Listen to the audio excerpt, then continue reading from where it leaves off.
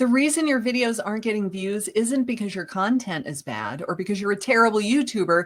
It's because of your titles. And if you're writing them like this, they stink. But the good news, it's such a simple and easily fixable problem. I see this all the time. Real estate agents spend all of their time coming up with an idea for the video. They figure out what's going to be in it. They film it, they edit it. They put so much time and energy into making the video, and they give zero thought to what the title should be until they're uploading it to the YouTube channel. And I know because I used to do that myself too, which is evidenced in the awesome title of this video right here, A Place to Call Home. What does that even mean? Why would anybody click on that title? They don't.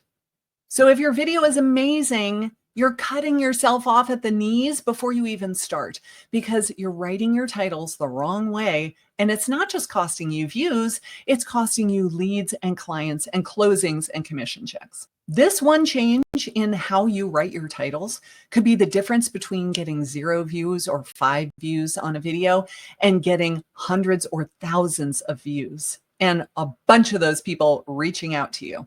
So in this video, I'm going to show you how to write titles that don't just get clicked, they get leads to reach out to you and they become clients. Why does the title matter so much? Because people decide whether they want to watch your video by looking at your thumbnail and reading your title. And if you don't create any sort of curiosity in their brain, they don't click. If they don't click, they can't watch. And if they don't watch, they can't become a client for you. So look at this example right here, the one that I showed you at the beginning with the terrible title. It has a 1% click-through rate. If I made a better title and I doubled the click-through rate to 2%, I would get twice as many views. What if I went to 4% or 6%? You cannot spend enough time working on an amazing title.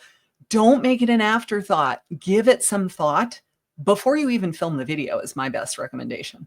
I was reviewing somebody's channel yesterday and her titles were atrocious and she was not writing them. In her defense, she outsourced it to somebody that said they were an expert in writing these sorts of titles. But what they did was wrote very factual titles that describe the video, but they create no sense of curiosity at all. So it was something like, name of the subdivision, name of the city in which the subdivision is located, name of the greater metro area. And that was it. It was so boring. It was so dull. And as a result, she was not getting any views on these videos. So we were looking at the analytics and I said, well, what about these videos from 4 months ago? These were really good. And she said, yeah, those were when I was doing it myself. I wrote the titles for those. I did all of the editing. It wasn't until I hired the expert to do the editing for me and rewrite the titles that my views started going down, and so did my watch time. So I recommend that you do this yourself and you do not outsource it to somebody else, because when you learn what makes a good title and you can write it yourself, it doesn't take any time at all. It's certainly not worth spending the money to outsource it to somebody else who doesn't live in this country and is not in the real estate industry and doesn't know anything about the area where you live. YouTube titles should be emotional, not logical. People won't click on it because they want to read a newspaper article. They're there watching videos. They want to be visually stimulated, which is why they're watching rather than reading.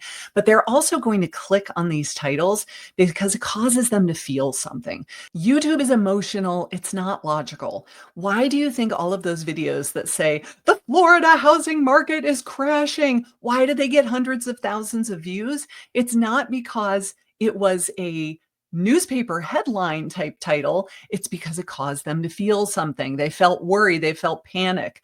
They wanted to know. It created curiosity of, why do you say that? Why do you think the real estate market is going to crash?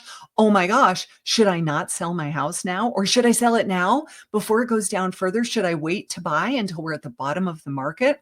You're creating curiosity. You're creating an emotion that they feel, which is what gets them to click on that video. Use some emotional trigger words in your title. Yes, you can use a keyword about the area that you service or what the video is about, but then we want to create some sort of feeling in them, whether it's curiosity or fear or urgency or worry or excitement, whatever it is, put some words that have emotional consequences in the titles. You can also use some power words, things like secrets or mistakes or warnings or cringe, challenge, free, some sort of word in the title that intensifies the emotion or the thing that you're talking about with your title.